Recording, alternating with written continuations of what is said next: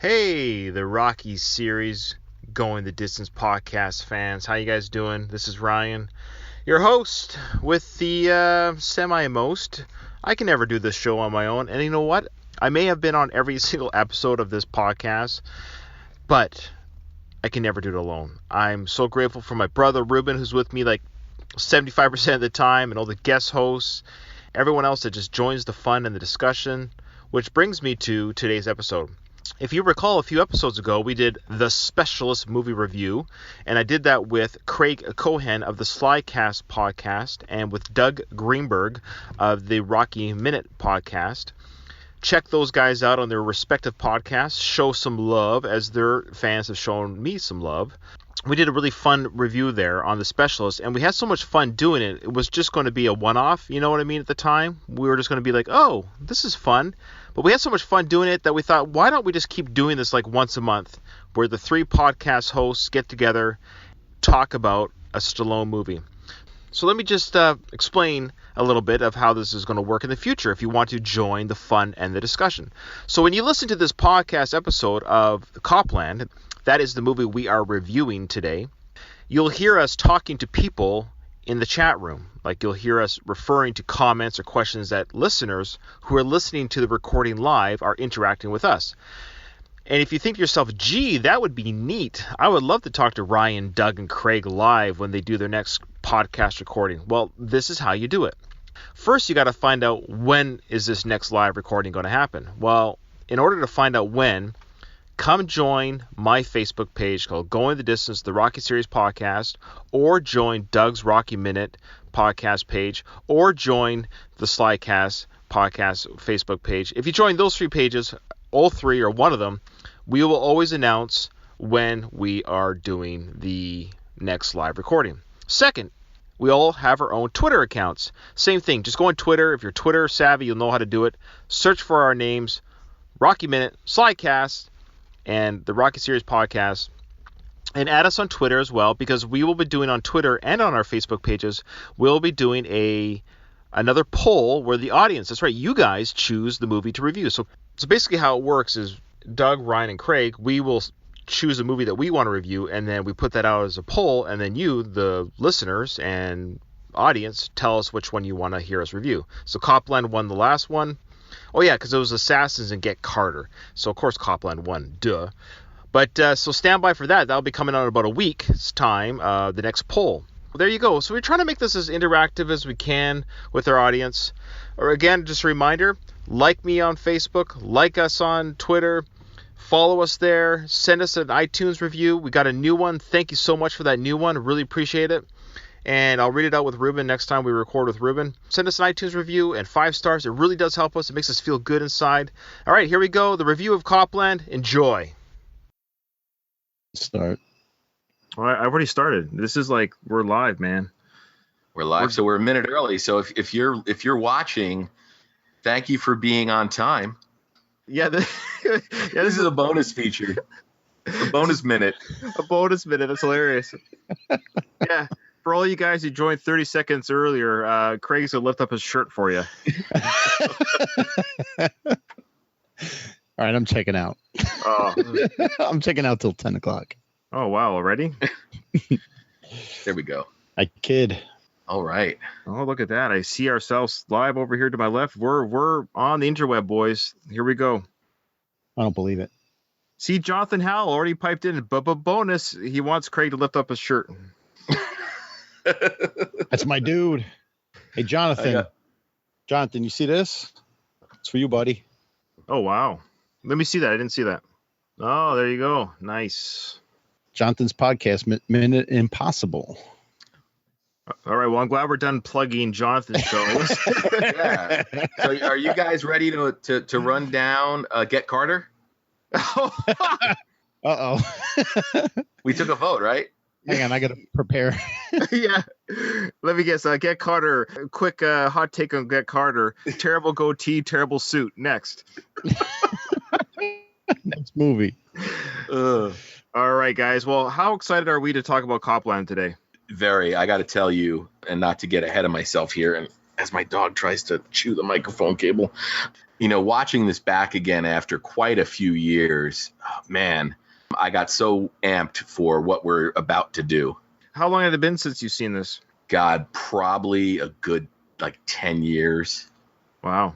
It's been a while. I haven't seen this in a little while. It felt familiar. Like I wasn't really surprised by anything when I was watching.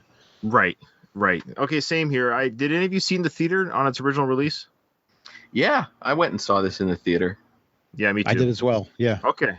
Well, look at that, guys. Look at that. We helped the box office, and the box office was $45 million domestically, which in today's dollars would have been about $65 million domestic. But what it cost to make? It had to cost like $4 to make. Yeah, it's not a very flashy movie. There's no CGI, very simple stunts. It's basically a play. Yeah, very cheap. And I know Stallone, and I don't know about the other actors, but didn't Stallone take just SAG wages on this? I think so. And I've talked about this on Slycast before, and knowing the Weinsteins are involved in this movie and were sort of involved in what happened to Sly directly after this, there's got to be more to this story, because this was really a point in Sly's career where he had the opportunity to pivot and go back towards more of the acting side of things and the less physical, action star role, which was appropriate for a guy that was age that he was. Man, if those Weinsteins didn't sabotage him, I love where his career has gone since this. It hit some rough patches, but I'd love to be in the alternate universe where we see some of the other movies that Sly made as a quote unquote actor. Yeah, Craig, to speak to what you're saying there, and maybe I'm going even ahead of the review in a weird way, but this movie is a frustrating movie. Hot take, I know. It's a frustrating movie, not because of what it is or how good it is, but in a weird way because of how good it is. This movie does remind us of his acting prowess. This movie came out 21 years after Rocky. Is that right? 97. Yeah. Okay, and then this movie was 21 years ago today, like now. Isn't that weird? Enough time has passed between Rocky 1 and Copland and now. That's depressing. This is where I'm depressed, because just like what you're saying, we've had 21 years between Copland and 2018. Where is our other Copland besides Creed? Where is it? Well, this was supposed to be his artistic breakthrough, right? This was going to be Stallone getting out of that action, the limelight that he unfortunately forged for himself, right? This was going to be his rebirth. And I don't know why, but the reviews on this and Stallone's performance were just destroyed for some reason. Why? I thought he was great in this. I think it was his reputation, I think, was what was being reviewed as opposed to his true ability as an actor. And, one thing that the internet has sort of brought about is, I don't want to say geek reviewers, but geek reviewers. And I got to say that I bet you around this time, like a Roger Ebert probably dug this movie and probably wrote a fair review. And next, De Niro, Stallone, and Keitel, and a police department's dirty little secret in Copland. Sylvester Stallone there, looking very much like a cop who's eaten more than a few dozen donuts in his lifetime, stars in the exciting new movie Copland as the sheriff of a most unusual New Jersey town, a town where a lot of New York City police officers live more luxuriously than they should be able to afford. That brings Robert De Niro to Stallone's office. He's an investigator for the Internal Affairs Corruption Division. The kingpin of the town is a well-connected veteran officer played by Harvey Keitel, another outstanding cast member of Copland. And there are plenty of different levels of conflict among these highly strung characters. Old debts, illicit affairs. I've consciously stayed away from talking about some of the major plot devices of Copland because this screenplay by director James Mangold is one to be savored. He obviously attracted major talent with it, and it's easy to see why. This is a film that has a great sense of reality to it. There's been a lot of publicity about Sylvester Stallone getting off his macho high horse in his career and returning to play now a distinctive character. He's fine in the film, but so is everyone else. Save for a too neat ending, I think Copland is one of the better films of the year. I was disappointed in it, Gene, and that's especially true because James Mangold did such a great first film when he made Heavy a year and a half ago. This film, to me, has too many characters, too many backstories, too many threads that it's trying to tie together, and doesn't really tie them together. This is enough material for 2 movies. There should have been a clear line from beginning to end, somebody to absolutely follow, more clarity in the storytelling, and the Stallone character is very much on one note until he comes into his own as an action hero again at the end of the movie. The ending is not worthy of the character definition throughout the picture. But Roger, I mean, I would say I'd like to see more of it, a longer picture, which might have solved your problem. But that's because there's so much richness in it. Didn't you like the whole concept of the picture of that? Yes, but I kept thinking how it might have been handled by somebody like Scorsese, who would have really zeroed in instead That's of a very high bar to put any director against. But it's the highest bar. I might as well, because the fact is, here we have all of these lumps of story background that are thrown in, and the stolen files, and the old newspaper clippings, and all of the lugubrious plot development. I didn't think those were lugubrious. I thought that stuff, the stuff you just named, I thought was exciting. I do recommend the picture. Yes.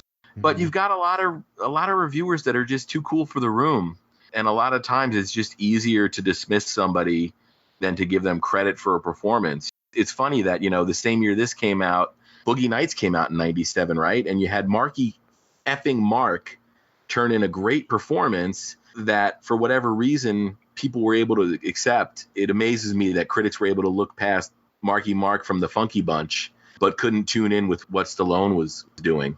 I actually read Roger Ebert's review. He gave it 2 out of 4 stars. Wow, that's surprising. Terrible. Yeah. It's unfair. Watching this movie and doing the timeline in my head between Rocky 1, Copland, and now Creed 2, we don't have another Copland. And that's frustrating. So we know that Stallone has this in his tool, or in his wheelhouse, in his tool belt, whatever metaphor you want to use. Yeah. And why doesn't he do this more? He's worth $500 million according to networth.com, whatever. So give or take, he's worth anywhere between $400 and $500 million. Why isn't he doing the passion projects that he talks about, the Edgar Allan Poe movies, or just whatever? I know he's just built a Balboa Studios. I don't know quite all about that. Maybe that's what he's doing now. Maybe he's finally realizing at 72 he's probably should start doing some of these passion projects. 21 years, man. Like, doesn't he have $1 million or $2 to throw down? So, you know what? I'm going to do an independent film. I'm going to fund it myself. I want to be hungry again, work with some hungry directors, hungry editors, and let's just do something. I don't know. Before I answer that, I will say that we didn't get another Copland, but we did get an Ants and a Spy Kids 3D Game Over. I guess we're going to review those at some point. I kind of feel like in 2005, Balboa came out in 2005, right? No, 2008 or 2006. 2006. Yeah. Okay. So I kind of feel like Sly had another opportunity to do this in 2006 and then 2008 when Rambo came out. He just never seems to follow through on his opportunities. Look at what he did after Creed. We all talk how the Oscar nomination sort of re-energized his career and legitimized him as an actor again, and all the opportunities he had in front of him. And then he went and did what? Escape Plan 2. He went back to what he was known for, I don't even want to say what he was best at, because he killed it in Copland. Mm-hmm. Something went down with the Weinsteins and Miramax, because unless my memory's faulty, he had a multi-film deal with them. And then after Copland performed the way it did, they kind of just, I don't know if they didn't follow through on the deal with Sly or they cut him loose or what. They had made a commitment to him, and then this movie performed the way it did. And shortly thereafter, Sly was straight to video. Mm-hmm. There's got to be more to the story here. And with what's come out about Harvey Weinstein since this movie, and also if you look at how the guy sort of did business, it doesn't surprise me that he might have partially sabotaged Sly's career. And I've heard some rumors or some thoughts on that Weinstein might have blacklisted Stallone to some degree. But you know what? Maybe we'll save that for another discussion, because I don't know enough to talk to that. But let's talk about the movie. So maybe people want to hear our thoughts on the actual movie itself, Copland. I guess that was just my thought on how frustrating this is, because when I watched this like 24 hours ago, it just reminded me of how much Stallone has in his tank. And I felt as a fan for 21 years later, I'm like, oh, why didn't we get a Scarpa? Why didn't we get some mafia movies? Why didn't we get him playing a bad guy? Why didn't we get him doing... Why? We'll never know, but let's review Rocky. So let's review Copland. We should tell our listeners, what do you do for profession and where do you live? I'm a police officer from New Jersey. That's awesome. Does any of this ring true? Any of this movie? No. Locations, yes. Some of the stuff I'm sort of familiar with. But racism? Most of it, just joking. It's almost all fictional and would never happen. Hey, Doug. How many years too old is Harvey Keitel to do what he's doing in that movie? He's like a uniformed cop in that movie, right? Yeah. He's definitely too old to be a uniformed cop. I mean, that's it. We're jumping to the end of the movie here, but or towards the the last third of the movie. But when he shows up at that building with the rooftop fight, and you see him in standard movie cop uniform, you're like, really? Isn't this guy like about to collect a retirement check? Yeah, he should be either detective, if not a detective, and he's still on patrol. He should be a lieutenant or a captain at his advanced stage. Definitely not on the beat. What rank was he? Did you catch it? I did not. That's okay. Do you want to break down scenes, or do you want to go in order of the movie, or do you just want to talk about things like we just did there, like talk about certain scenes that stuck out to you? The cast itself is huge. Let's talk about that. I think the main thing is it's funny how it kind of starts like a Scorsese movie and it ends like a Scorsese movie. What's your take on the sort of bookended Robert De Niro voiceover? Because a lot of times in movies, that's a tool that's used throughout the movie, and here it's really used at the beginning and the end. And I'm curious to see what you guys think. But last night I was trying to justify it from a writing standpoint, and I thought maybe that was something from one of his files, Robert De Niro's files, that was sort of being read to us. Maybe to give De Niro more screen time. He doesn't have a lot of screen time. He's kind of like almost like Jack Nicholson amount of time from A Few Good Men. He's a big name, but he's not the name in the movie. If you think about it, the ending narration really cuts about 20 minutes out of what have been an extended ending of this movie. The opening kind of sets up Copland, if you will, and I'm not sure if there's any other exposition you can do to sort of establish what he establishes in that opening voiceover, but I guess it's important to know what that town is. I would like to go over it really quickly and poke some holes in it, if I may. Please do. Yeah, that's what we're here for. So what Robert De Niro's voiceover is essentially saying that back in the 70s, the New York Police Department officers wanted out of the city, but only transit cops could live outside of New York because they're also run by New Jersey and Connecticut, which is partly true. They don't call it transit cops. Here we have a New York and New Jersey Port Authority Police Department, which they do the bridges and tunnels. They run both New York and New Jersey, the train stations. They work both sides of the border, and they can live inside or outside New Jersey or New York.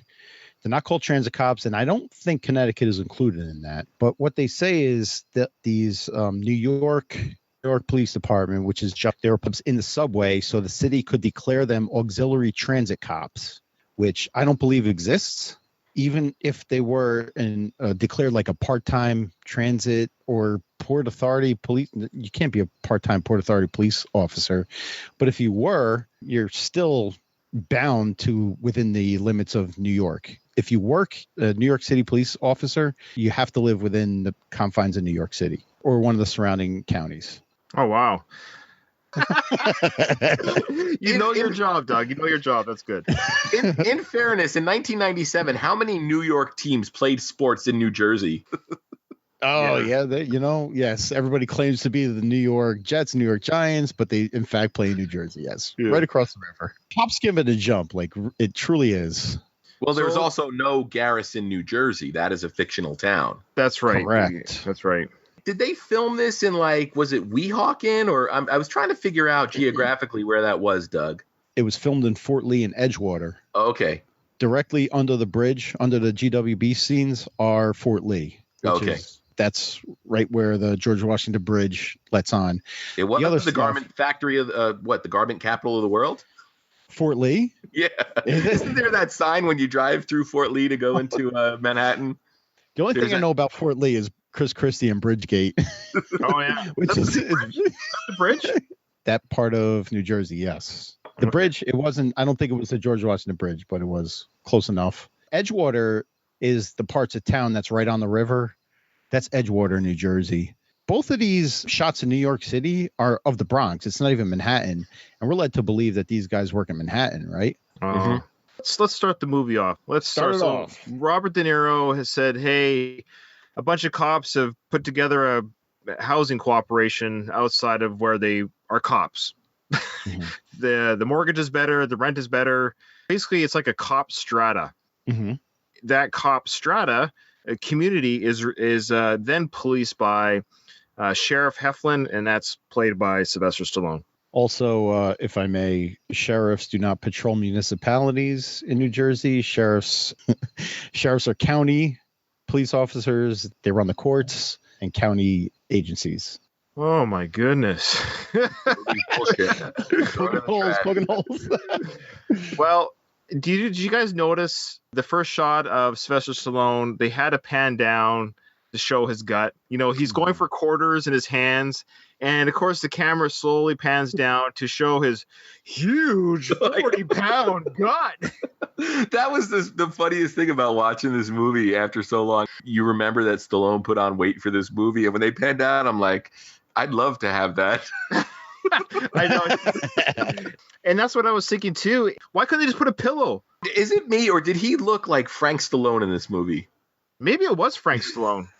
Dude, he looks older in this movie than he does today in real life. He looks a lot like Frank Stallone has looked in the past 10 years.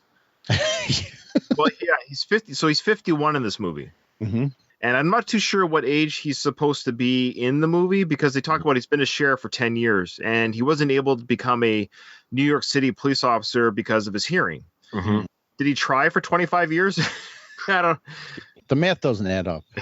He's definitely in his 40s. Like when he gets the job, which is, you can't trust anybody's age in this movie, right? Because obviously Harvey Keitel wasn't playing his real age, you know, and they never really established how old anybody is. So yeah, he could have been playing 10 years younger, Stallone. I don't know. That's a rough that's a rough go. Yeah, he looked 51. Let's be honest. He looked a good 48, 49, 51. Like he's not pulling off 41 here. You know what I loved about this opening scene is you get right to it with Stallone and you start seeing him doing, you know, that nonverbal acting that my Slycast co-host Jeff Hewlett loves so much. But you also see the cop that he can be, where he's watching Figgis, the lady from The Sopranos. Yeah, Edie Falco. He's observing them, and you see the bag exchange, and you can tell that Freddie's sort of processing it as a cop, even though he knows ultimately there's really nothing he can do with what's going on in front of him. Yeah, it's just establishing that though he seems to be a little bit out of shape, a little bit dopey, he's got that bad hearing, and as a first-time viewer, you don't know why. He goes, huh? What? What did you say? We're not too sure. Is he, like, dumb? I found the first hour of this movie was Rocky 1. It was the first hour of Rocky 1. I mean, like, think of Rocky 1 for a second here. He goes around trying to help people out. Nobody wants his help. Nobody takes him seriously. Busts up his nose. He's got a broken nose. If Rocky never became a boxer, he would have become Sheriff Heflin. It was like it was 1,000,000 to 1 shot to become a New York City police officer. Having covered Rocky for so long and watching this movie again after covering Rocky for so long on my other podcasts, I was like, my goodness, it's fine, but he's channeling that acting again. So it just reminded me of that subtle acting that he brought to Rocky 1. Let me expose my poor research that I do for these episodes. Yeah, we've noticed. This was written and directed by James Mangold. Yes. Who a lot of people probably know from his work in Logan. He made the Wolverine movie. He's kind of a big budget guy now, but this was sort of his early, maybe his first film. I don't even know. There's the poor research. But I almost wonder if he wrote this with Stallone in mind. I don't think so, because I think Stallone wanted the Robert De Niro part at first. It was, hang on, Ray Liotta wanted the role of Freddie Heflin, and Sylvester wanted the role of Gary Figgis. Ray Liotta's character. That's what it was. Yes. Okay. So can you imagine if Stallone played Ray Figgis? I can't imagine anybody but Ray Liotta playing Ray Figgis. Oh my God, he plays that part so perfectly. It's weird. It took me a long time to get on board with Ray Liotta, and I never liked the guy for some reason. And I mean, even though I loved Goodfellas, but there was always something about him. I don't know if it's his eyes or what, but it wasn't until I saw the movie Narc that I really sort of understood and accepted Ray Liotta. So watching Copland back with an appreciation of what Ray Liotta or who Ray Liotta is, he damn near steals this movie. He almost, he James Woods this movie. I was just going to say, Ray Liotta is the James Woods of this film. And in fact, that brings me to the next point. Stallone does a great job in this film. It reminds us again of what he has in his wheelhouse, what he has in his tank to give us an actor, give him the right role, take out all the flash and everything else. He can bring a good performance. Robert De Niro has done some crappy movies in his life. All these actors have, and Stallone has too. But for whatever reason, Robert De Niro and Ray Liotta have gone back to those kind of movies more frequently than Stallone has. So that being said, though, the first time I saw this film in '97, the first thought I had was, my goodness, this is a great movie. But it's great because everybody's great. And in a weird way, Stallone is great, but it's almost like, but so was De Niro, so was Liotta, so was Robert Patrick, so is Annabella Sciorra. All these actors, and Peter Berg, they're all good. Everyone is coming to this movie really wanting to act. So even Janeane Garofalo. Yes. And the best friend from The Truman Show. Yes. Oh, Noah Emmerich. Yeah.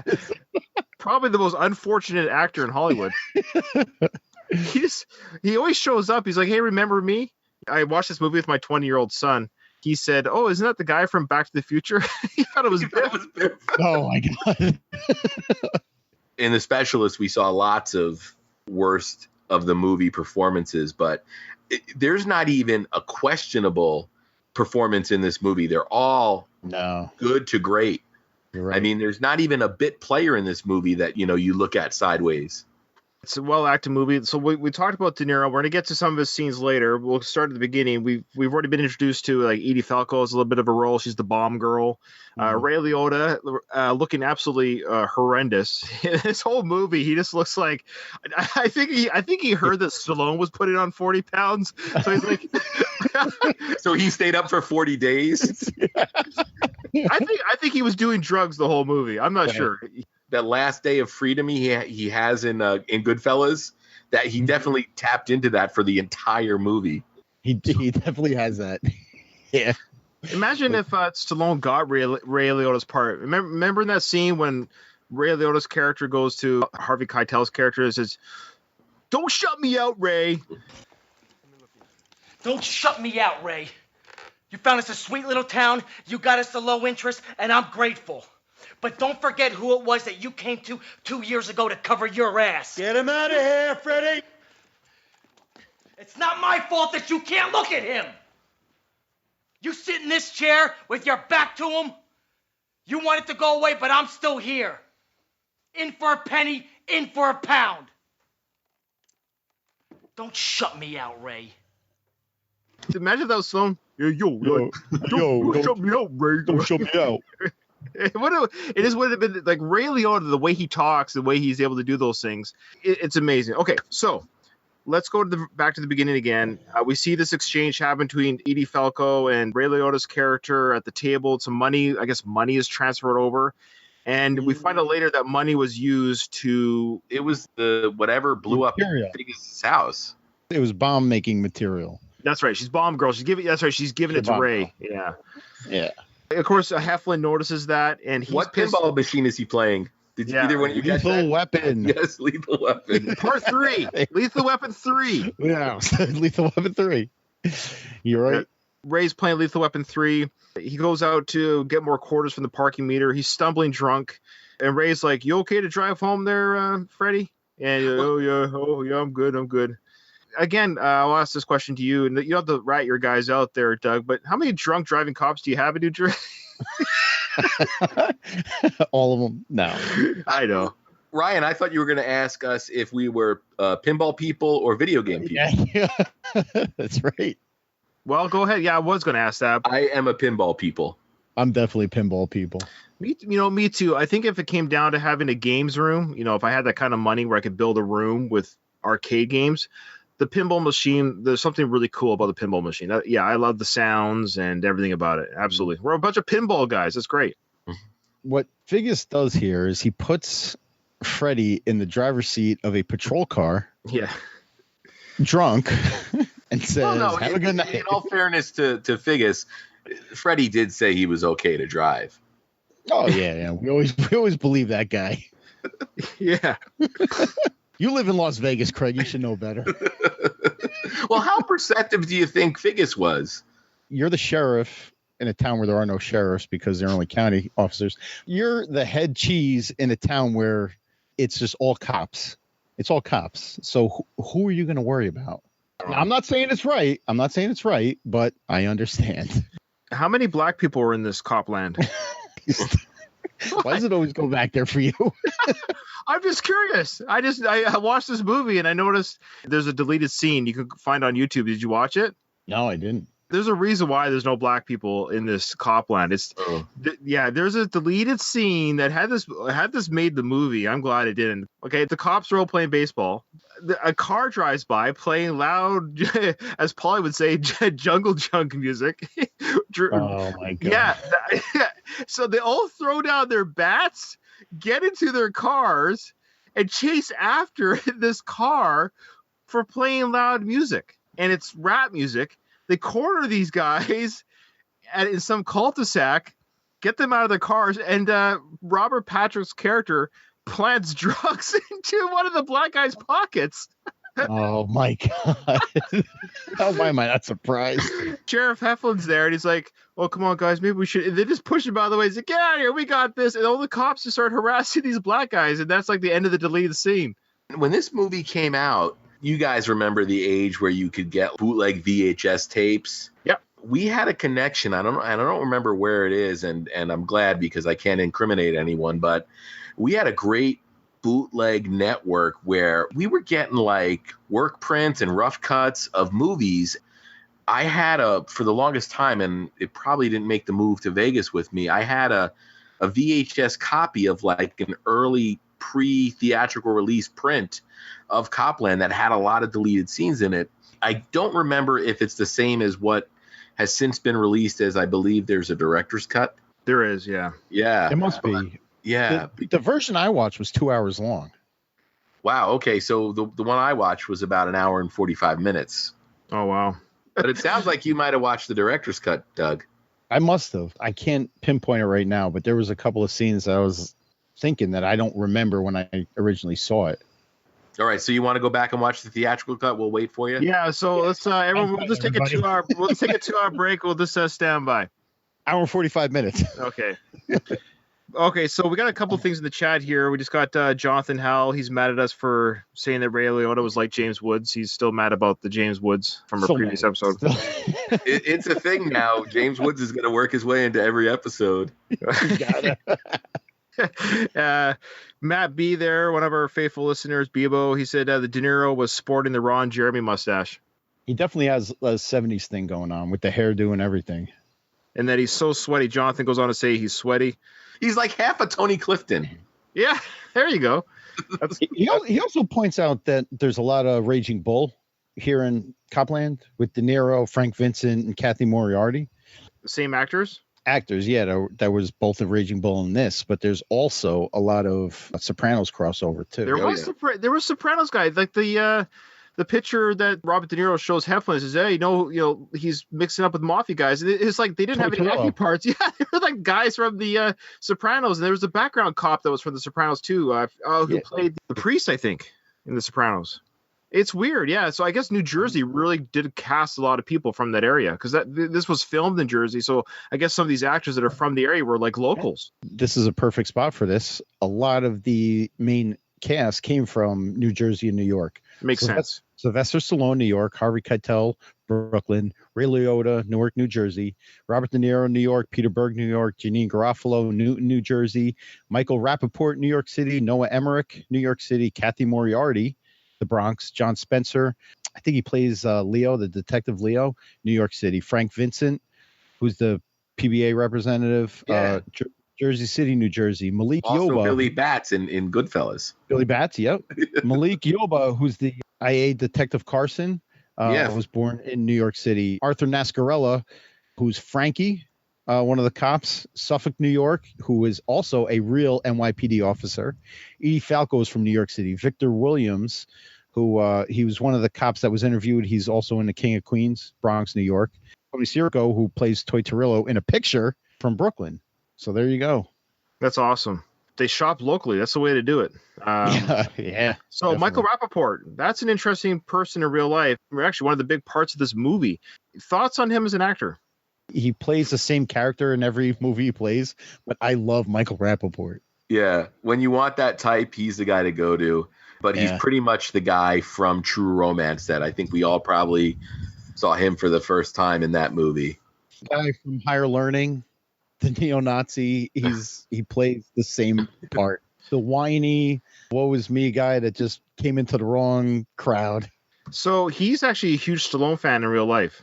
Is he? Yeah, he did a Twitter rant about when Stallone lost Best Supporting Actor for Creed. He went on Twitter. I think he did a live reaction to the loss, and he was just literally upset. Rightfully so. He was upset about Stallone's loss, and he went on quite a tirade about that. No kidding. Well, I think Michael is probably watching this show. So, hey, Michael, we really appreciate your support, and you did a great job there. Getting back to the sort of writing of this movie and how well put together it is, and I kind of criticized the book-ending narration that is kind of a storytelling shortcut, if you will. But I think the story they tell with Murray here, Michael Rapaport, Superboy, I mean, you don't specifically get his backstory, but you hear enough to realize sort of where he's coming from and what his name means. And I think it's a really good example of that show don't tell mentality when it comes to movie making. Okay, that's good. Doug? Can't expand on that. Well said. We just got some comments here that Matt B said here that, we just talked about that, where he said to watch Rapaport or react to Sly losing the Oscar. Oh, Man-Bat, that's Armando.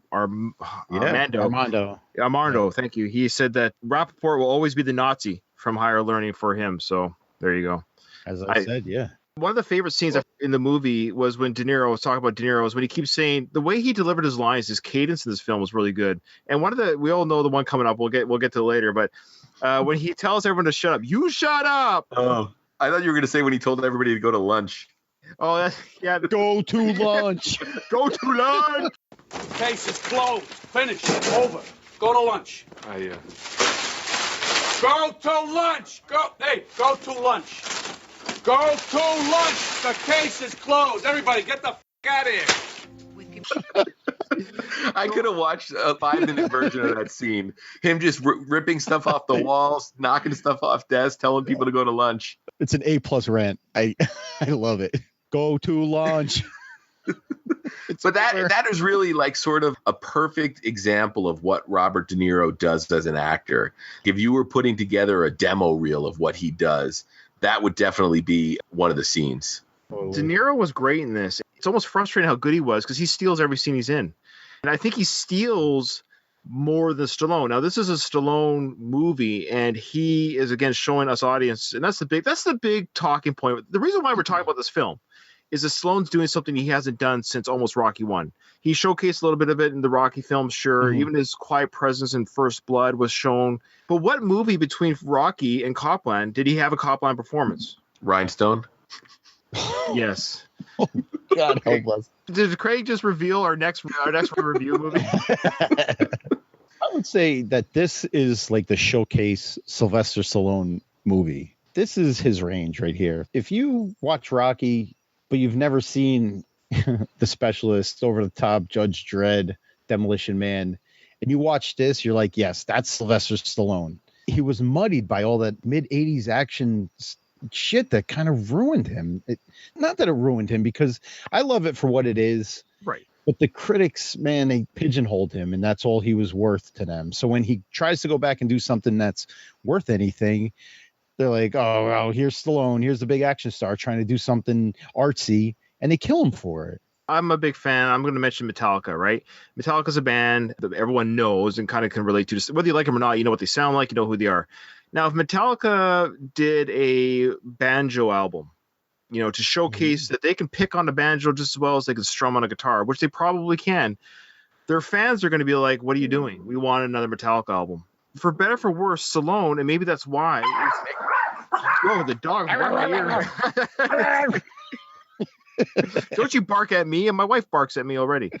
Artistry, no matter what it is, whether you're acting, music playing, painting, a novel writer, you have your wheelhouse, and your fans were drawn to that wheelhouse. Even when a singer does a solo album, right? The solo album, he might be expressing or she might be expressing something different than the band to get that out of their system. But they kind of go back to what they know. And let's be honest, what audience love and what they love about Stallone, and we all do, we all go back to it, is the action and the fun. But I guess in 21 years, he could have probably spared some sort of independent project, I wonder.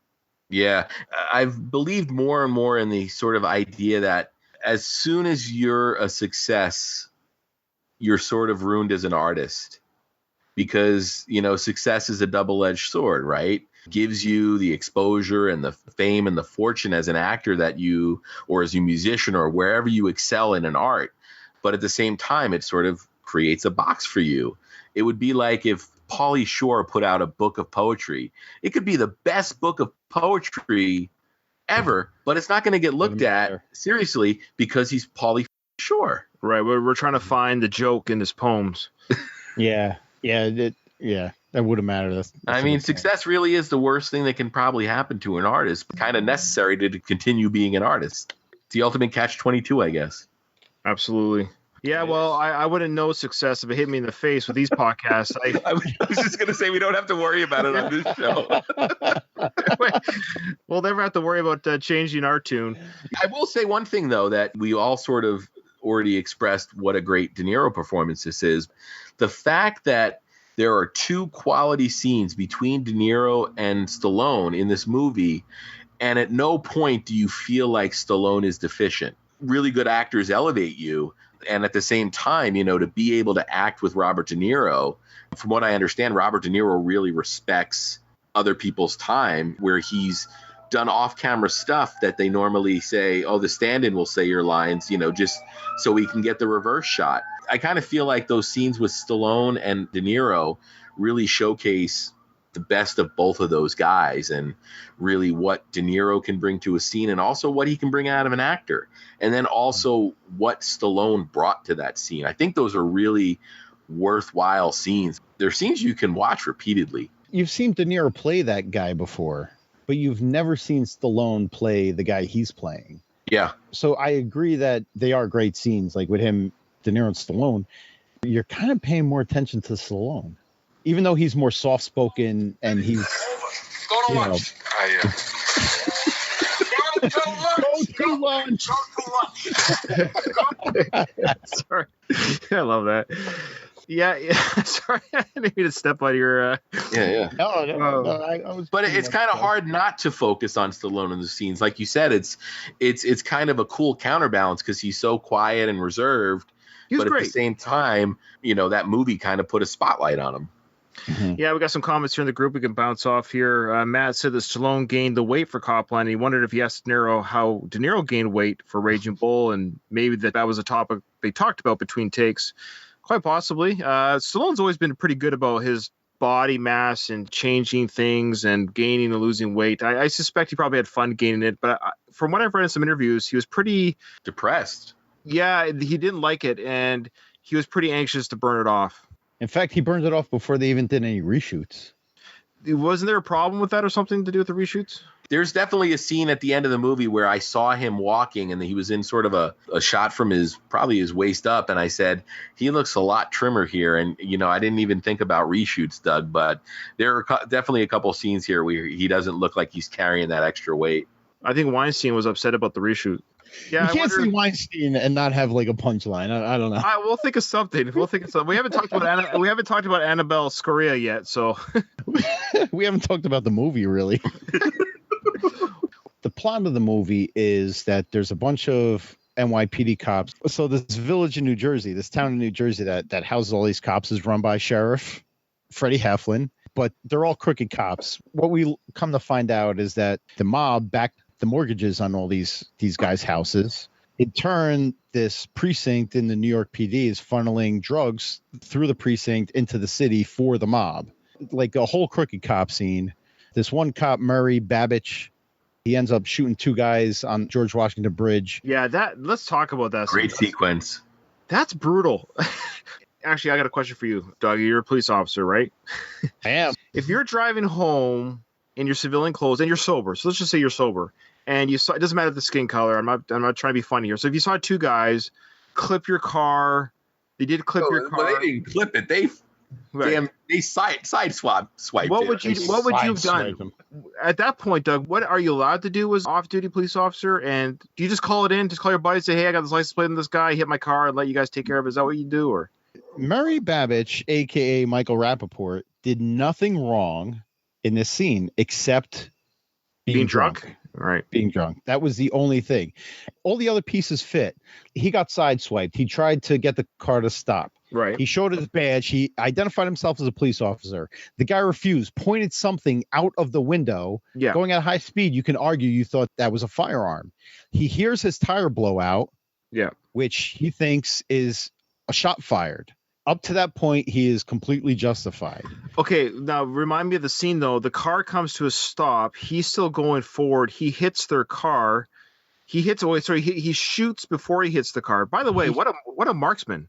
Yeah, no, that's he shoots. He's leaning out the driver's side of the window with his right arm. So he's crossing his body, gun out the window. There's no way in hell you're hitting any type of target. He hit them 6 times. So we're going to suspend disbelief on that. Are there even 6 shots? They had 6 bullet wounds, is my understanding. Impossible. So my question, though, Doug, is he allowed to shoot a car fleeing? We're told never to shoot from or at a moving vehicle. Wouldn't that be where he gets in trouble?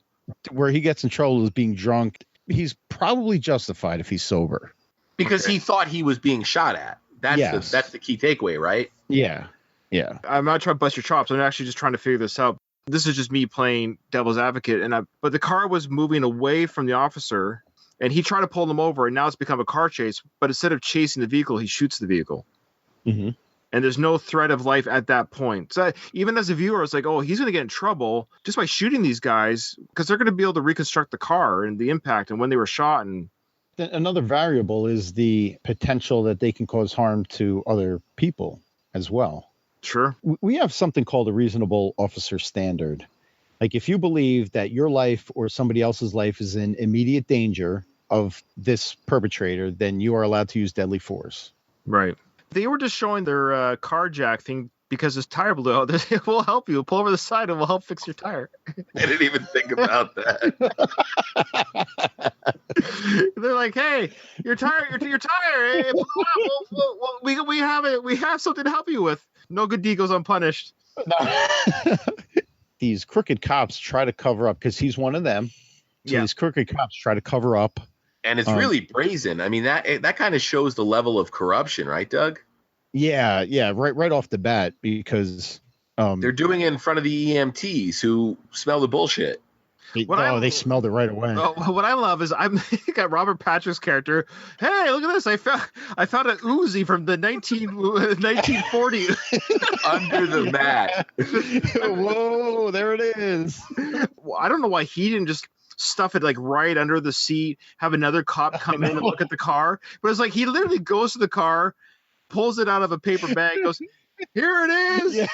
It was like, I know it's just a film, but you could think they could take an extra 10 seconds to have another cop go there and find it. Well, that speaks to the corruption, I think, and the brazenness of it all.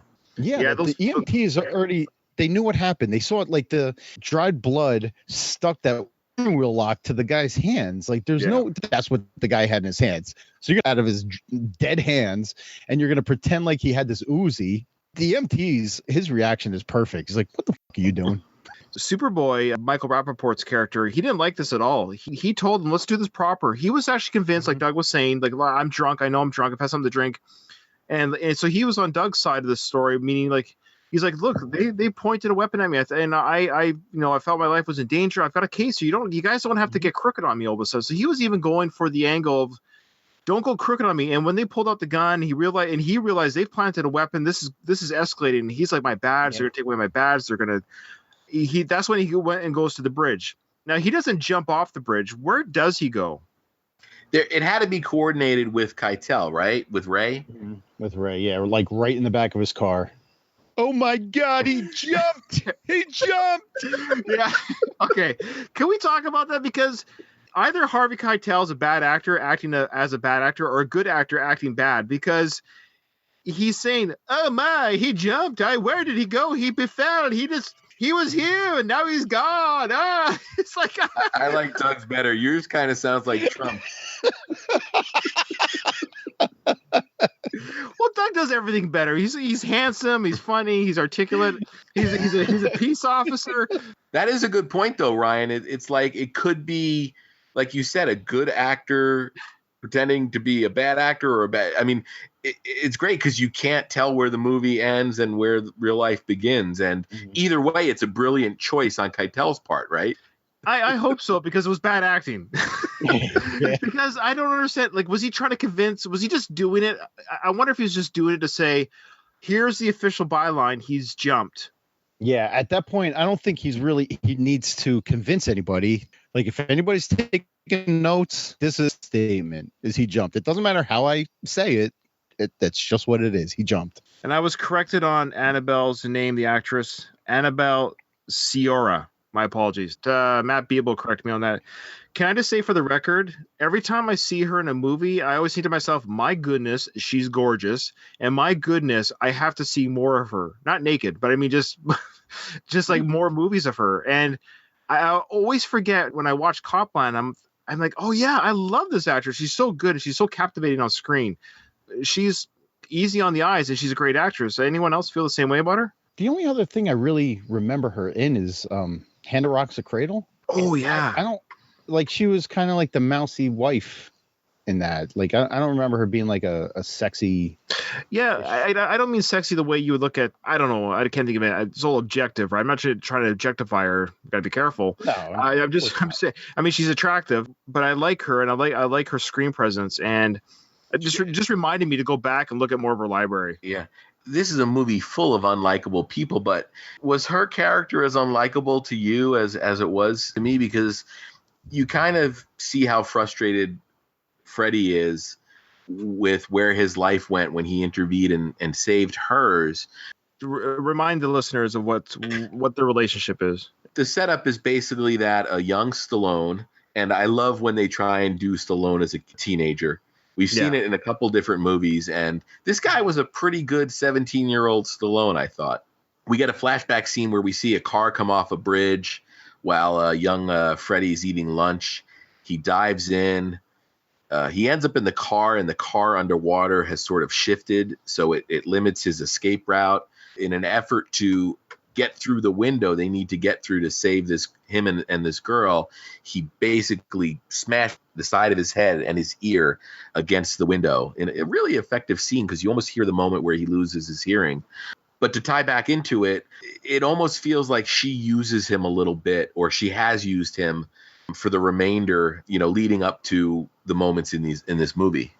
Yeah, good point. Every time I see this film, there's two parts in this film. The beginning where we see how he loses his hearing because he's smashing his ear against the window. I get stressed out. I don't know. I feel the visceral. It's a good combination of editing, sound effects from the movie crew, like behind the scenes, and then the actor pounding his ear against that window. It stresses me out about the damage he's doing. Eardrum damage stresses me out. I don't know why. I don't know why, but it should. I mean, and anytime you screw with somebody's ears or eyes in a movie, most people are going to be uneasy, because those are two senses that we all value a lot. Doug, what about you? Are you stressed out about losing your hearing?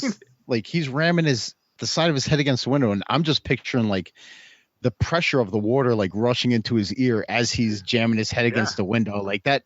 It's visceral. Like you said, I can almost feel it. I got to take these earbuds out for a few minutes.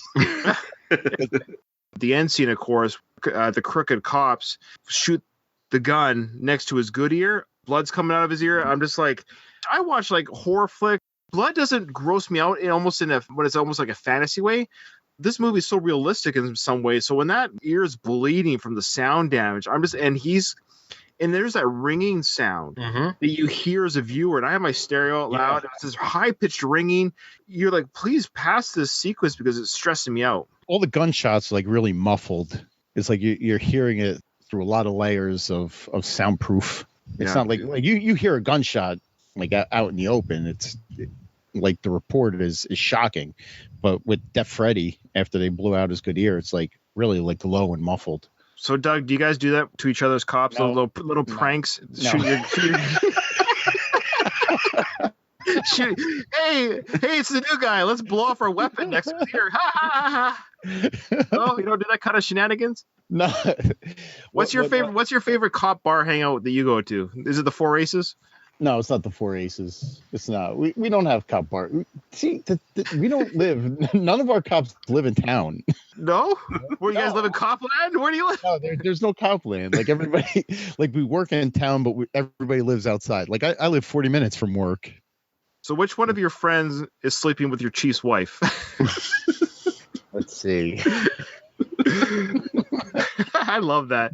I love how this. Can we talk about this movie for a second? Because is that what we're here for? Finally, there's so many. There are so many storylines.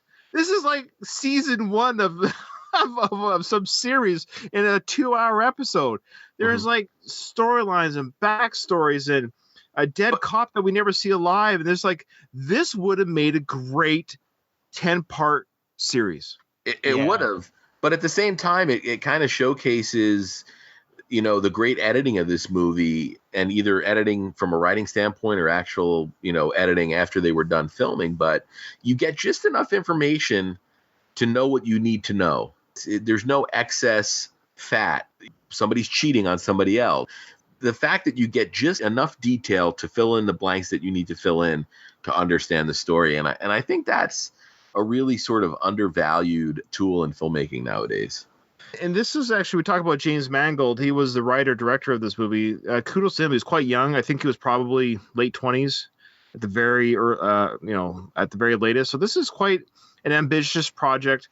I think it could have done with less, a little bit less, maybe a little bit less of the, buddy sleeping with buddy's wife type things. There's so many side stories going on. When I watched this with my 20-year-old son, this is his first time seeing it. So he saw it about the age that I saw it for the first time. He had a harder time following it too, because he didn't know any of these actors. He hasn't really seen any of these actors other than Stallone. He doesn't even know De Niro. So he's just getting into these movies now. So for me, as knowing who everyone is, it was kind of easier for me to separate the faces.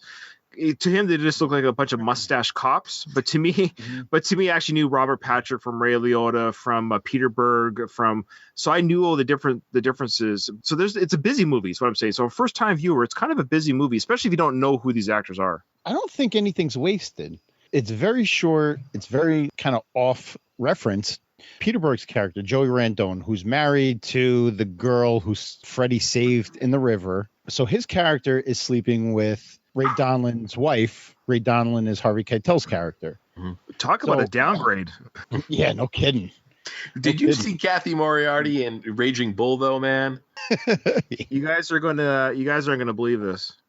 You've never seen Raging Bull? That's true. I was hoping that I wouldn't have to say it, but you said, do you remember her in that movie? I didn't want to lie. Oh, yeah, she was fantastic. She was gorgeous, simply gorgeous. It's on my DVR right now as we speak, because I intend on watching it and actually reviewing it for my show, because I think it'd be interesting to see this movie that everyone compares to Rocky. I already know Rocky's a better film, but I want to see what the arguments are, because I know, and I love Scorsese and I love De Niro, but it's just one of those movies that came out when I was 5 years old. I just haven't seen it. Since we're confessing, I'm going to confess that I've actually never seen Higher Learning.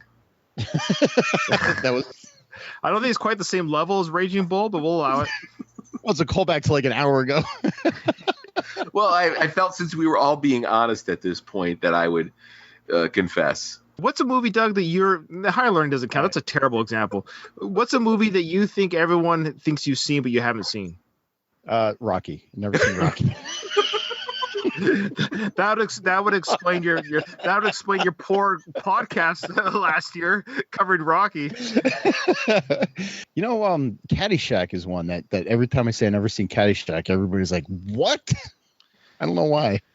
I still don't put it on the same level as a Raging. I know. I hear you. What about you, Craig? What's one that you really have? Higher Learning doesn't count. Because I think about 10 people might know what that is. You know what? I don't want to sound like an elitist snob here. I've never actually seen Evil Dead 2. What are these examples? Oh my goodness. Evil Dead 2. You snob. Right. Yeah, well, it's great. It's basically Evil Dead Part 1 done again. Right? That's what I've heard. And it's true. All right. You're not missing much. Bruce Campbell, his hand attacks him. He has a fight with his hand. There you go. Yeah. Beginning and the end. I want to go back to the Joey Randone thing. The plot of him sleeping with Ray's wife isn't wasted because when Ray decides that they're going to waste Murray because they have nothing else to do with him because they have to produce a body. Yeah. So the politicians will get off their ass. Joey Randone doesn't agree with that. I'm not going to help you. So what happens is he's working, he's in trouble. Ray Donlin turns his back and Joey ends up dying. Right. Yeah. So the question is, does he let Joey die because he's not going to help them kill Murray or because he's sleeping with his wife? It seems like Harvey Keitel's character didn't seem that concerned about him making love to his wife. I agree, Ryan. It seemed completely driven by the fact that he knew he wasn't on board taking out Murray. All I know is that Harvey Keitel loves to watch people jump off bridges and buildings.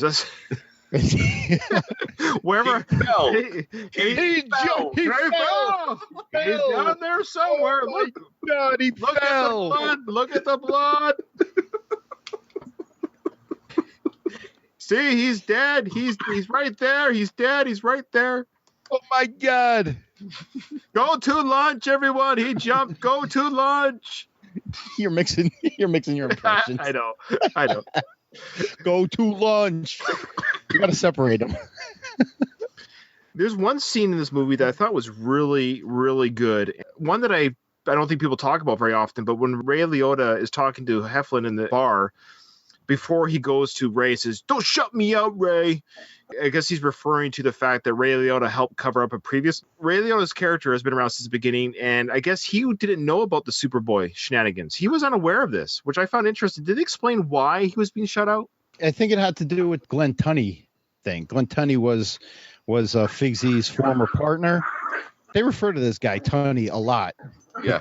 But that was a murder. That was a murder that Ray was talking about. Well, sort of like Ray Liotta's Figs was talking about, saying, like, I helped you cover up this murder of this cop, and now you're shutting me out of the Superboy shenanigans, pushing me out of the community, I think. Am I wrong about that? You're not wrong about it. They weren't pushing him out. They weren't letting him inside anymore because of his relationship with this Tunney guy. This Tunney guy was arrested. They called him the chokehold cop.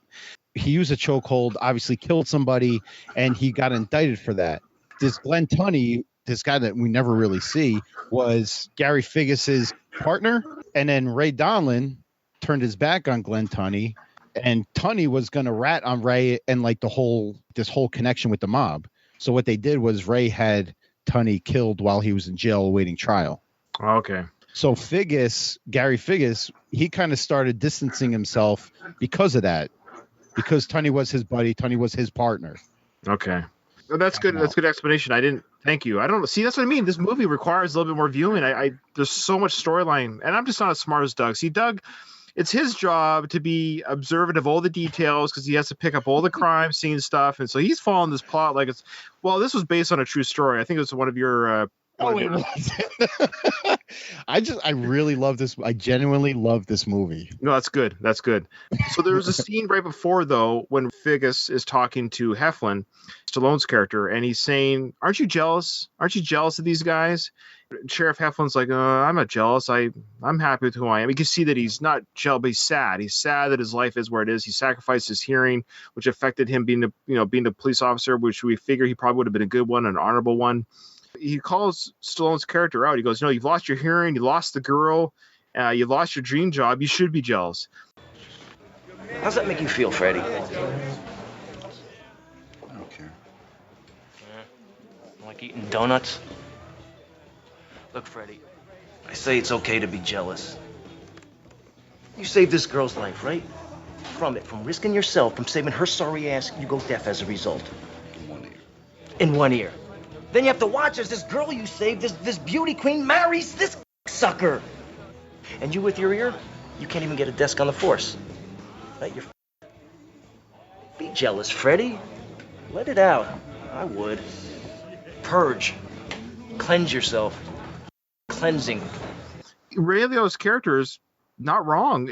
Maybe in life it's okay not to be jealous isn't the right word, but sometimes life sucks. Sometimes it does deal you a bad hand, and it's okay to say, you know what, I've been dealt a bad hand, and maybe that can help you heal, get over it. Because I think Heflin, he has that shuffle and that walk that he does throughout the movie, where it almost represents just like Eeyore type from Winnie the Pooh Eeyore.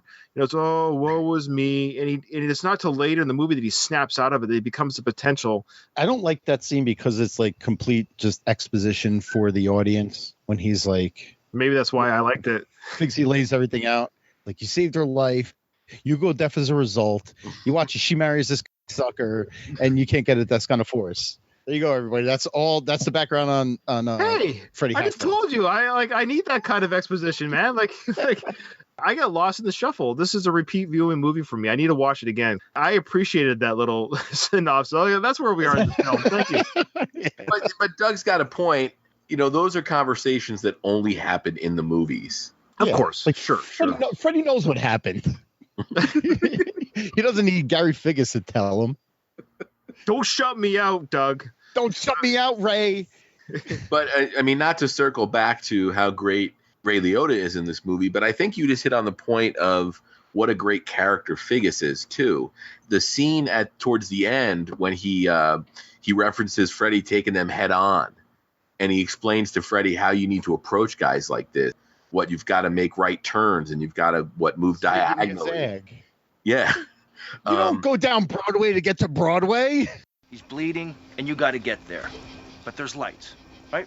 All over the city, red lights. You go through the red lights. Sure, you fire up the roof, you wail, you go through the red lights, but that's slow. Freddie, fighting your way through traffic. The goal is perpetual motion. You want greens. But how do you ensure the greens? You can't. As in life, in traffic. So what you do is you leave yourself an out. At every corner, you leave yourself an alternative. Diagonal. You turn the wheel when you hit a red light. But you don't drive down Broadway to get to Broadway. If you move diagonal, you're going to get perpetual motion. That's what you want. But how does this apply to what you were saying? It applies, Freddie! It's just as easy to tail a man walking in front of him. Now, you butt heads with these friends of ours, you're gonna come at them head on? They got lives, Freddie. Families. No. You move diagonal. You jag. That's one of the great sort of speeches in this movie, and I think that is another aspect of the character that makes that performance work so well. He's a guy that's very aware. He might not have always taken the right steps in his life, but he knows how everything pieces together. He knows the steps you're supposed to take, even if he didn't take them himself. Like, that guy's a good cop. Yeah. He's a good cop, but he lost his way somewhere. Good point. Yeah, he lost his way. He got his $200,000 for lighting his house on fire. It was only $198,000. He rounded up. We can round up. Imagine if he told Sheriff Heflin, he's like, I've got $198,565 in my bank right now. Maybe $198,000 is $200 in Canadian money. Maybe that's why. Yeah. Ryan thinks. There you go.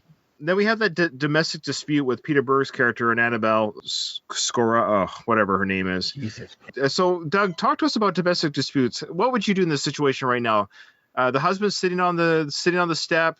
The wife has locked the door, but then she opens the door and he busts it down. Do you go after him? Well, the problem is he's showing signs of violence, meaning like as a victim. He's bleeding from the head, right? So at this point, you're thinking he might be the victim. Then he kicks the door in. You're like, all right, maybe she bashed him in self-defense. But then she goes at him with a bottle.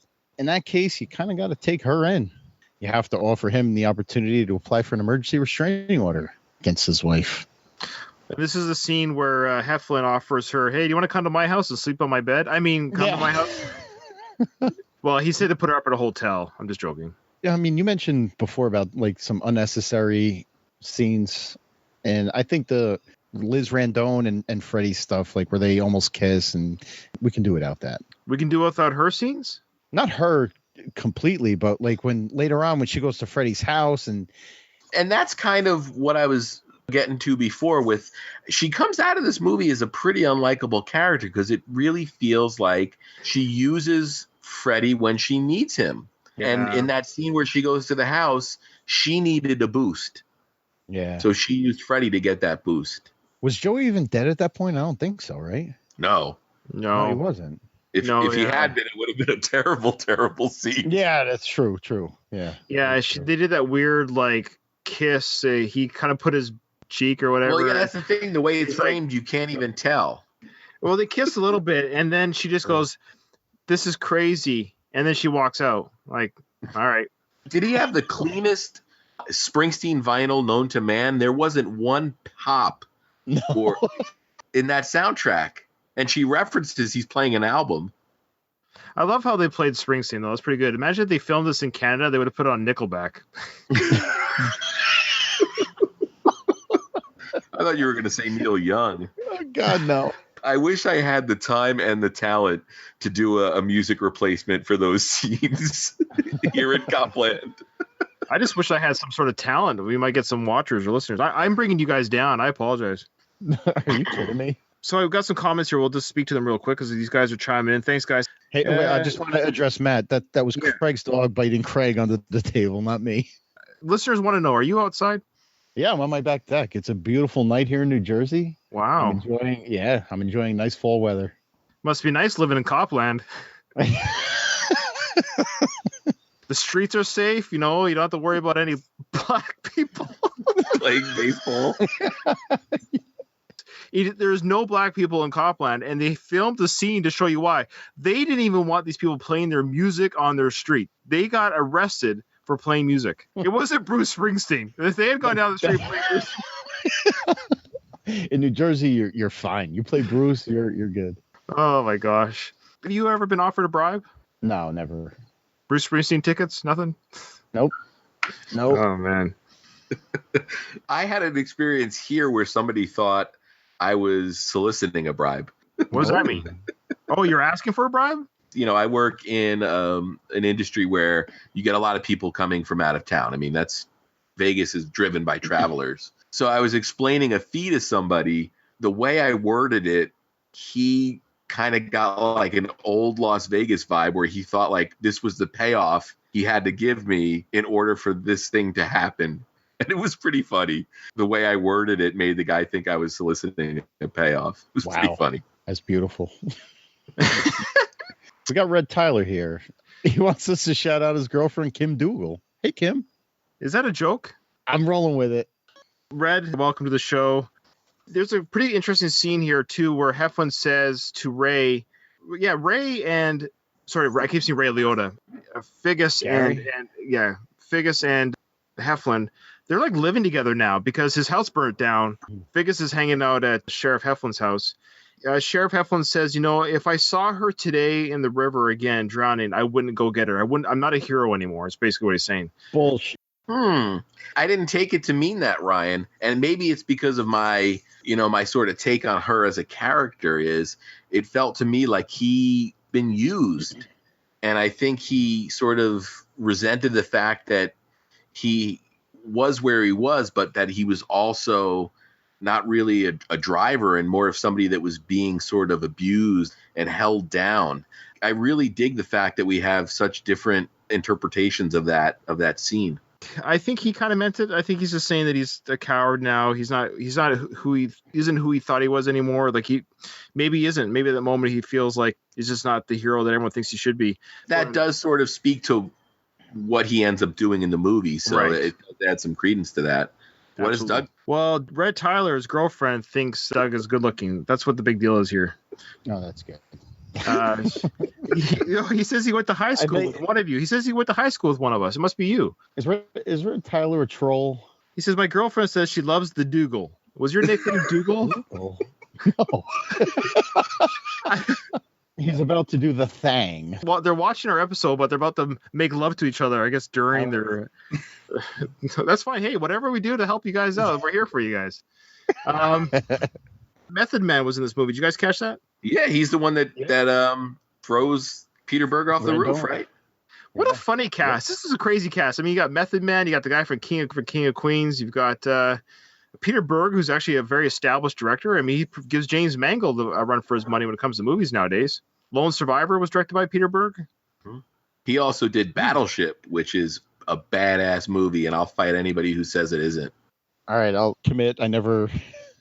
That's Doug's big confession. He's never seen Battleship. Yeah, Battlefield and Raging Bull. We keep referencing Robert De Niro, but I don't think we've ever explained what his role in this movie is. Who's that? To anybody who doesn't already know, Robert De Niro. The cop of cops, right? He's IAD. He's the internal affairs investigator. He's, as the rest of the cops call him, a rat. Because internal affairs cops, all they do is f*** other cops. Okay, you're a cop, right, Doug? Have we established this yet throughout this episode? I think so. I think it's been well established. What is the official word on the street when it comes to IA? Because they play this in movies all the time, that IA, and then Harvey Keitel's character says, you know how they become IA? They were caught doing something bad, and then they're now IA. Is there any truth to IA, and do cops truly hate them? Go. No, the only cops that have anything against IA are the cops that are doing something wrong in the first place. So how do you feel about IA? I don't care about IA because they don't investigate me because I toe the line. I do what I'm supposed to do. There you go. As to all the guys that I know. Like, the whole IA thing is just built up in movies. It's not real. It's not real. The hatred it's not real. I appreciate you answering that because I think our listeners want to know that. They want to know the truth. I don't think they do. They do right now. They don't want to know from me. Of course they do. I think Red Tyler's drunk. We're gonna ignore him. We love you, brother, but I don't know what the heck you're talking about. He just says he does acid. He wants you to come arrest him. I do acid cop. What do you think about that? Red Tyler. Doug's going. He's going. He's leaving. He's found his address. He's Googled this guy. He's off to get him. Oh wait, you got bugs on you. I'm off duty. Yeah, you see that? A mosquito flying around. Red Tyler. Red Tyler. Do you know who he is? No idea, but I love the guy. So. He went to third period with one of us. Hey, Red Tyler, do you have anything you want us to plug?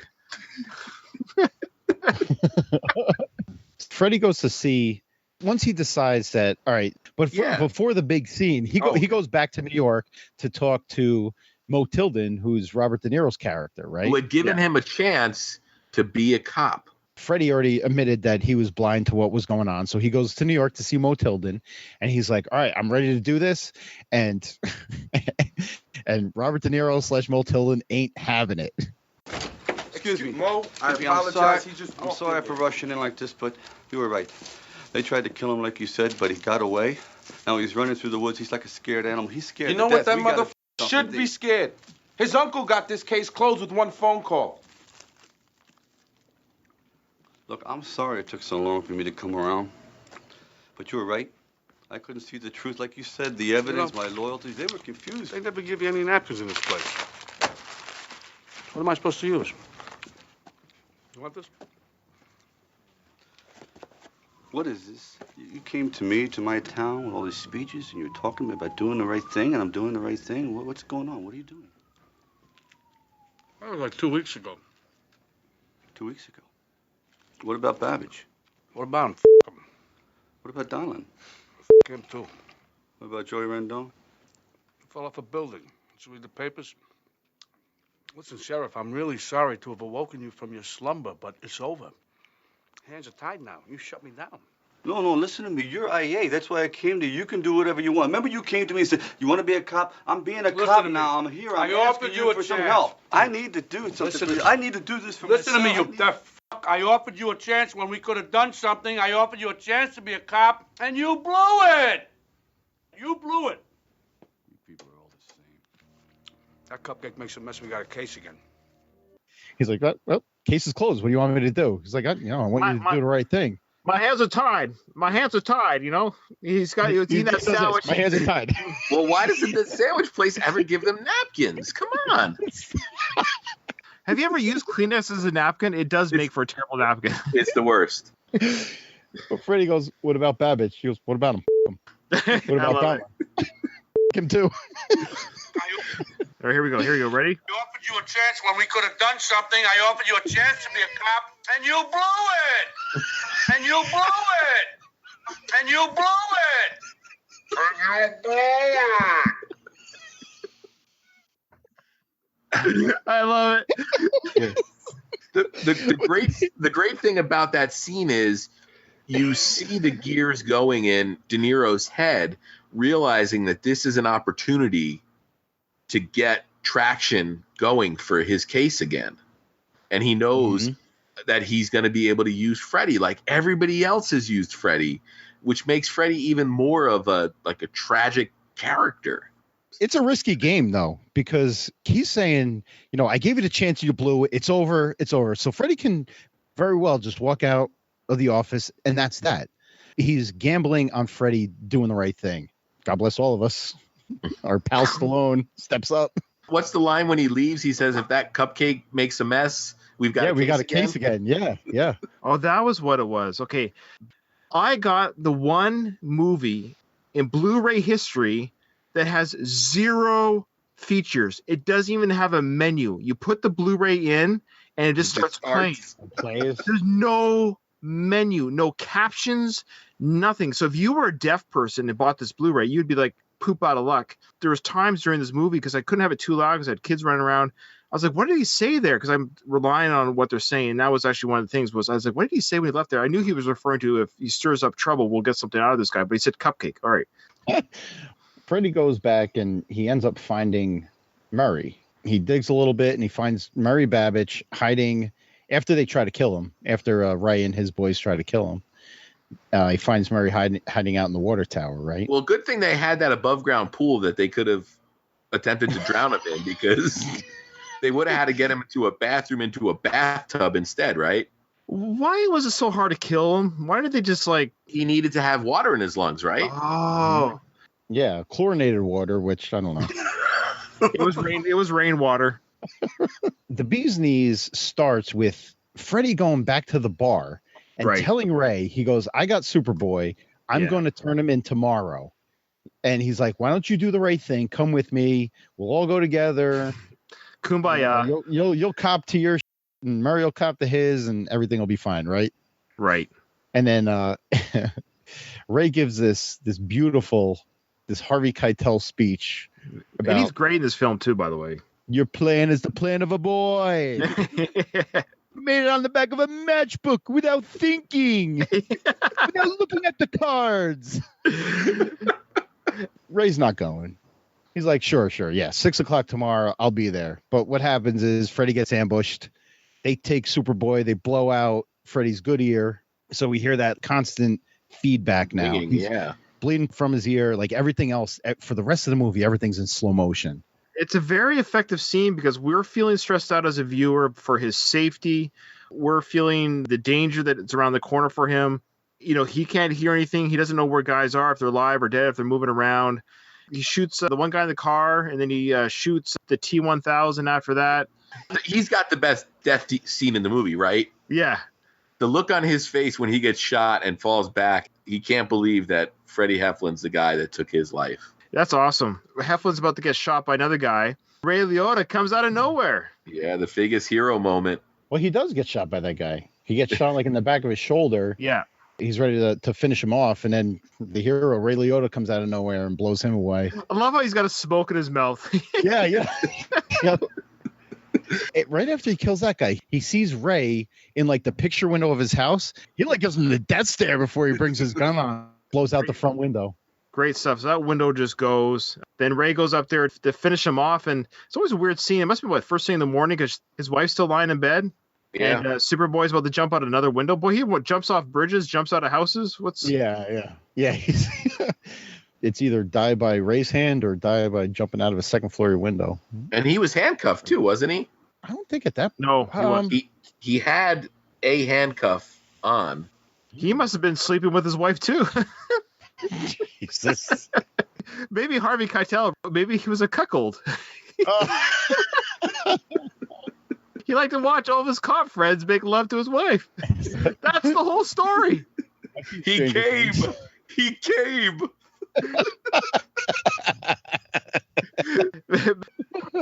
Oh my goodness. You know what I love about this though? When Ray comes, he sneaks in behind Freddy, and then Figs shoots at Ray, which just a little. Craig, you're right over there. Just it should be called like the muff. That's what the thing is. They're all cuckolders. And Heflin was never invited to the party. He never got to put his keys in the bowl. No, because he doesn't have a partner to swap. That's right. And see, that's true. So once Ray Liotta's girl died, he had to leave town because he had no one to swap with. Oh, there you go. Yep. Freddy ends up shooting Ray, and Ray, as he falls, he's dying on top of his NYPD uniform. Did you notice that? Very poetic. On top of it, you see the NYPD patch right by his head. And he's saying a lot of stuff that probably isn't appropriate for this podcast because if you can read lips, he's saying much profanity, right? He's actually saying, Fred, you were next. You were next in line with my wife. You just had to wait. And then Freddy's got that great line where he says, I can't hear you, Ray. That's great. And then, of course, he brings him in, Ray Liotta, looking horrible. Stallone's character is covered in blood, and he still looks better than Ray Liotta. He looks horrible in this movie. And I don't know, was it the makeup people applying makeup or not giving him any makeup? I'm not sure. I think Liotta himself was on a 3-day coke bender. I know. Throughout the whole filming. It's 7 years after Goodfellas. He hasn't recovered from his method acting. Yeah, if you haven't listened to it yet, he was on Mark Maron's podcast within the last couple months. Great episode. A lot of insight into Ray Liotta and what made him the actor he is today. Cool. In fact, speaking of Michael Rapaport, he has a podcast, and Robert Patrick was on it recently as well, and I couldn't find him. I'm going to look for it again. And they talk specifically about Copland throughout that episode. So all of our 5 listeners, when you're done with this one, go find that one. You'll probably be better. But watch ours first. How do you rate this in the canon of Stallone films? I think it's one of his best. Okay, take away Rocky and Rambo. Is there a better film that he's done? I would say no. I love this film. There's certain people that might argue Nighthawks could give this movie a run for its money in terms of what Sly delivers, but I think if you take Rocky and Rambo out of the equation, it's really hard not to have Copland sit right at the top. And then right underneath it, Ants and Spy Kids 3D, game over. Top 3. I don't know which order I put them in right now. Non-Rocky Rambo, you're looking at top 3 for me, or not in this order, but Cliffhanger, Lockup, and Copland. And I really want to talk about Lockup. I don't know which one we're going to talk about next. Maybe I'll throw Lockup in the mix for my vote.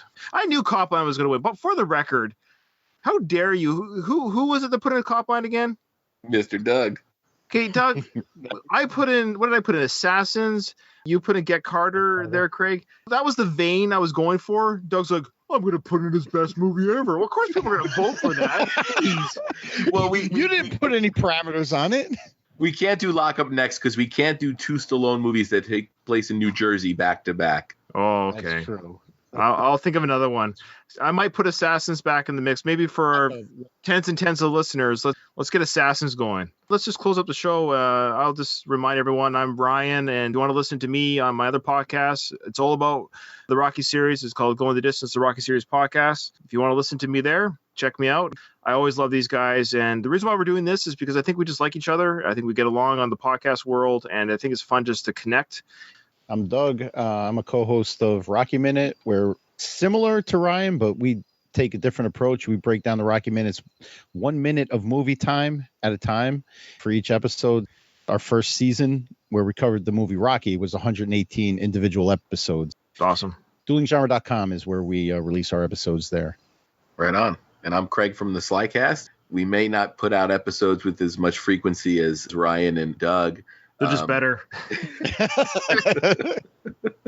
But there is, I think 25 episodes now, including our crossover episode, which was the first episode of this podcast where we cover the specialist. But Slycast, we examined Sylvester Stallone's career from his very early days in sequential order up until his present day work. Our next episode, whenever that is, we'll be covering the classic Judge Dredd.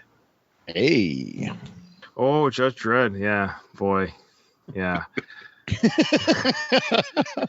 Ryan's excited. I'd love to hear your discussion on that. Maybe down the road when enough time has passed, we can cover that as a trio ourselves, because that'd be a fun one to talk with you guys as well. Fun's one word. Yeah. All right. Well, thanks, guys. As always, it's an awesome pleasure to talk with you guys, and I hope our listeners enjoy it as much as we did doing it. And I want to apologize for the confusion. Next time we do this in October, we're trying to do this once a month. I will make sure that it goes through the proper Sylvester Stallone podcast network. I should have said that for our listeners. The channel on YouTube is called the Sylvester Stallone Podcast Network. It's pretty cool. If you actually just punch in Stallone Podcast, we're like third already down the list. So it works out really nicely. So come like us on there, subscribe there, like us on there. That way you will never miss a once a month episode regarding this trio of us. Actually, little do you know that for the past hour and 45 minutes, people have been staring at that screen waiting for us to go live. I know. Thousands of people. Thousands. Thousands. Yeah, I didn't verify the account on time. It's a new account, and I panicked. So that's why we're going through this channel. But it'll be all ready to go next time. All right, guys. Love it. You blew it.